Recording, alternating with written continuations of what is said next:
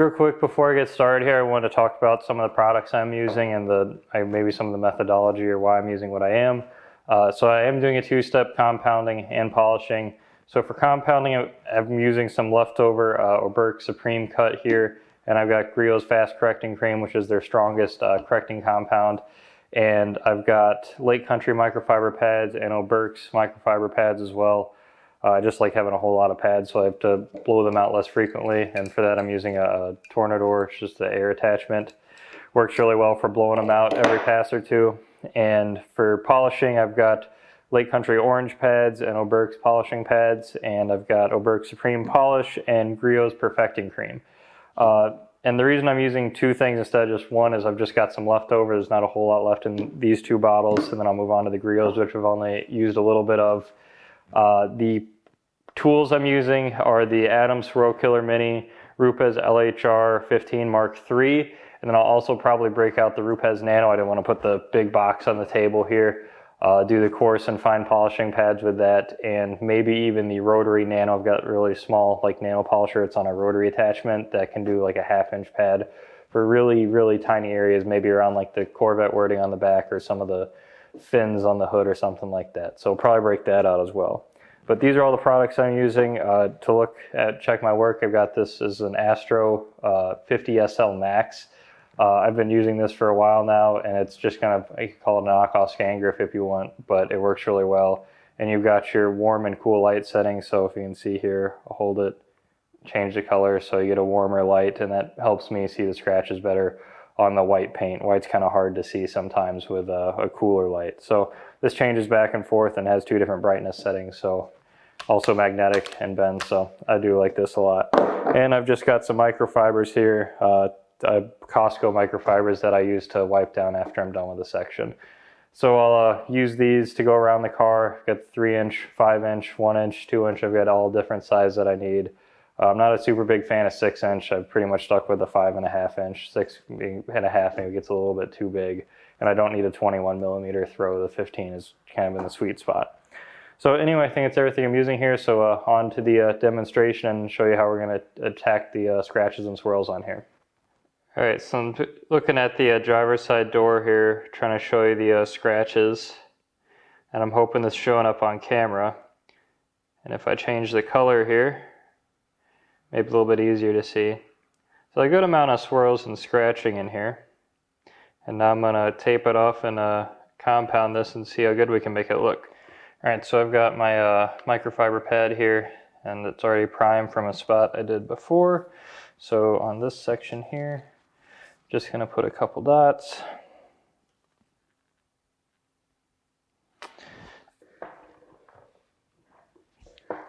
See what this looks like after, I'll do a 4-pass, up and down, left and right, up and down, left and right, and see what it looks like.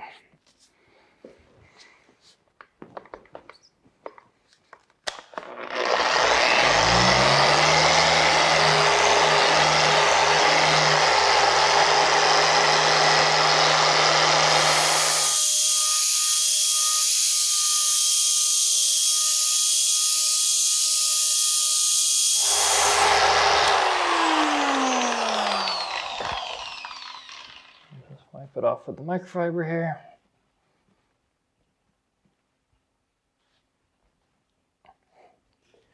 Let me grab the light. So if I come over here, you can see the scratches and swirls. Much cleaner reflection over here.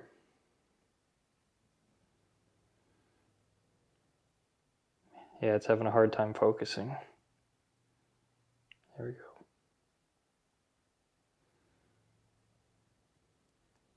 So white's a really hard color to do and show it on camera here, but I can see a very clear distinction in all the swirls and scratches and the haziness that I can see on the side here versus the clean reflection I get over here.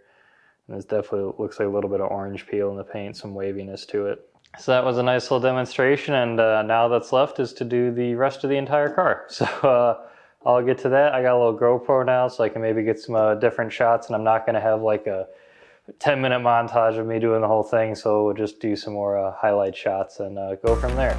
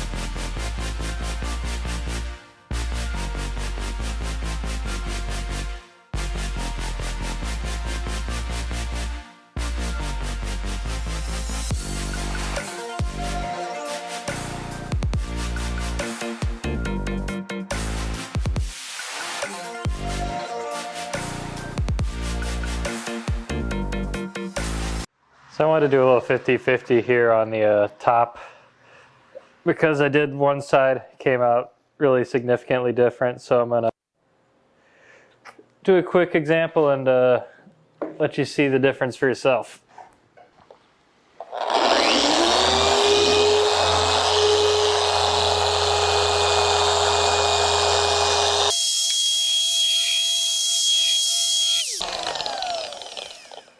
Had a tiny little scare there. Pushed down slightly too much.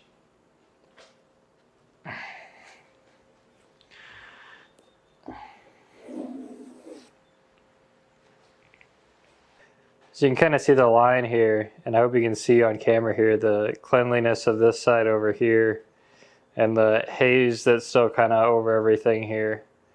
So, and that was 2 quick passes on top here. So most of the back of this car and the top sections where there's not too much scratching or where most stuff's not going to hit, have been able to get in 2, 3, 4 passes. The front end though has definitely been more problematic with I've had to do like 6, 7, 8 passes in some spots where it's a bit more damaged.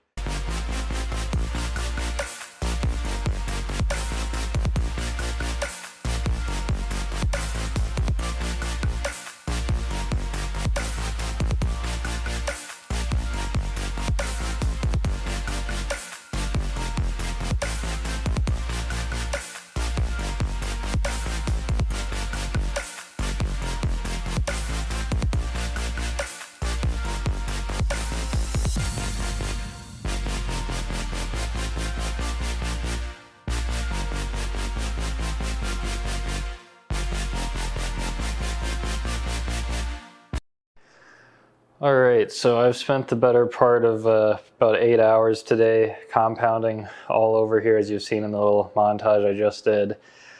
Honestly, you wouldn't notice a whole lot of difference from when it was just finished being washed and sat in here nice and clean, but hoping after I polish it out it'll have a nicer glow to it.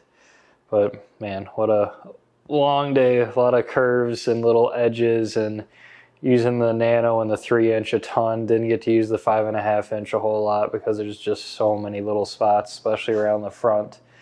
I mean, just look at the body lines down the sides. So ton of work there. So I'm going to wipe down the car with some paint prep to get any residue off it, and then do the polishing tomorrow.